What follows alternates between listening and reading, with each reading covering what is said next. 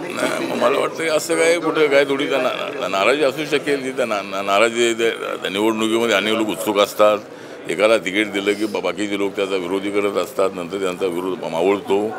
आणि आता अनेक मी पाहिलेलं आहे की मुंबईमध्ये सुद्धा अनेक उमेदवार बदललेले आहेत आणि त्या ठिकाणी सगळे लोक कामाला लागलेले आहेत.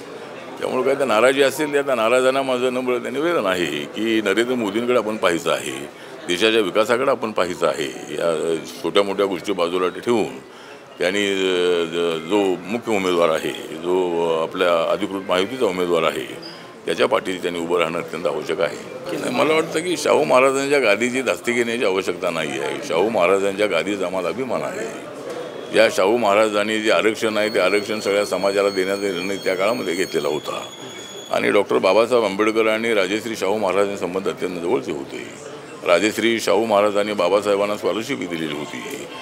आणि त्यामुळं मला असं वाटतं की त्या गादीला घाबरून या ठिकाणी मोदी येत आहेत त्याचा अजिबात नाही आहे. मग मोदींना सभा घेण्याचा अधिकार आहे. या ठिकाणी शिवसेनेचे 2 आमदार, 2 आमचे उमेदवार या ठिकाणी आहेत आणि त्या उमेदवारांना निवडून देण्यासाठी मोदी अनेक जिल्ह्यामध्ये फिरत आहे, देशामध्ये फिरत आहे. त्यामुळं शाहूंच्या गादीला घाबरून ते इथं आलेले आहेत या आरोपामध्ये बिलकुल तथ्य नाही.